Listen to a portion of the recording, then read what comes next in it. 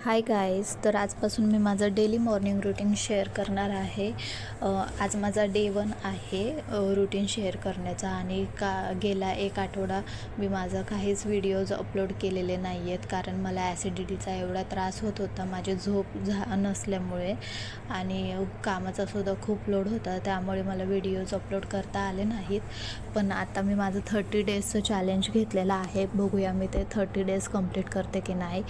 इकडे यांना कामाला जायचं होतं म्हणून पटकन पोहे करायला घेतले आणि लगेच शेजारी चहासुद्धा ठेवला, म्हणजे दोन्हीसुद्धा होतं.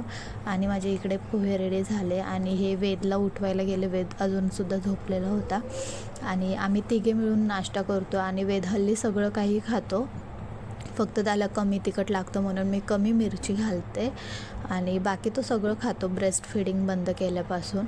मग इकडे खूप पसारा पडला होता, तो आवरला, भांडे सगळे गोळा केले आणि किचन ओटा क्लीन केला, कारण स्वयंपाकही करायचा होता नंतर.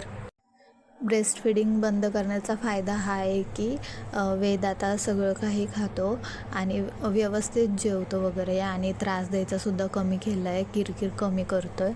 फक्त वाईट या गोष्टीचं वाटतं की थोडंसं लांब होत चाललं आहे माझ्यापासून, कारण जेव्हा तो दूध प्यायचा तेव्हा सतत मम्माने घातलं. आणि आमच्याकडे एवढी झाड आहेत, मला नावंसुद्धा माहिती नाहीत. शेवंती, कढीपत्ता, कमळाचं झाड आहे, खायच्या पानांची झाडे आहेत, आणि तुळस सध्या आम्ही नवीनच लावली वेदसाठी. वेदला खूप आवडते तुळस खायला, आणि त्याला मग मी टी व्ही चालू करून दिली. तो टी व्ही बघत बसतो, तरच माझी कामं होतात, नाहीतर नाही. आणि इकडे मी वेदसाठी मोरिंगा सूप करायला घेतलं होतं. याची डिटेल रेसिपी मी यूट्यूबला अपलोड केलेली आहे, नक्की विजिट करा, कारण त्याला तर प्रचंड आवडते. तुमच्या मुलांनाही आवडेल, आणि इतकी हेल्दी आणि टेस्टी रेसिपी आहे. खरंच तुम्हीसुद्धा ट्राय करा, आणि ट्राय केल्यानंतर मला कमेंट करून सांगा. इकडे स्वयंपाक फक्त आमच्या दोघांचा होता, कारण सगळेजण कार्यक्रमला जेवायला जाणार होते, सो आम्ही दोघंच होतो. मग मी पटकन दोघांसाठी चपात्या आणि अंड्याची भुर्जी घेतले. घरात भाजी काहीच नव्हती त्यामुळे. आणि स्वयंपाक झाल्यानंतर मग मी जे सूप तयार केलं होतं वेदसाठी ते त्याला पाजायला घेतले, आणि त्याने सगळं सूप फिनिश केलं. एवढं त्याला आवडलं करतं हे सूप, आणि आपल्या ब्रेनसाठी सुद्धा खूप उपयुक्त आहे. आणि हे लहान मुलंच नाही तर मोठे माणसंसुद्धा पिऊ शकतात. एवढं हेल्दी आणि टेस्टी सूप आहे.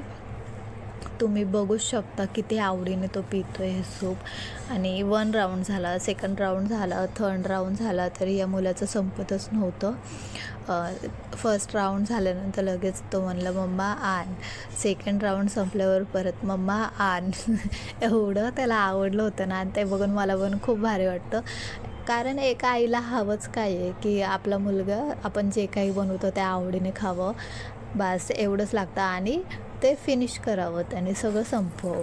त्याचं पोट भरलं की आपलं पोट भरतं. तसंच माझंसुद्धा काहीच आहे.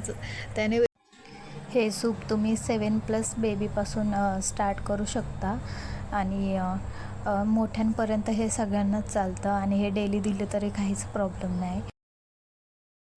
सगळं झाल्यानंतर वेदसाठी पाणी ठेवलं आंघोळीला, आणि परत एकदा भांडे पडले होते ते घासून घेतले, किचन ओटा क्लीन केलं, झाडू मारलं, आणि हे सगळं आवरता मला 1:45 वाजले. आणि त्याच्यानंतर मी जेवण करायला घेतलं. Thank you so much for watching. Keep watching.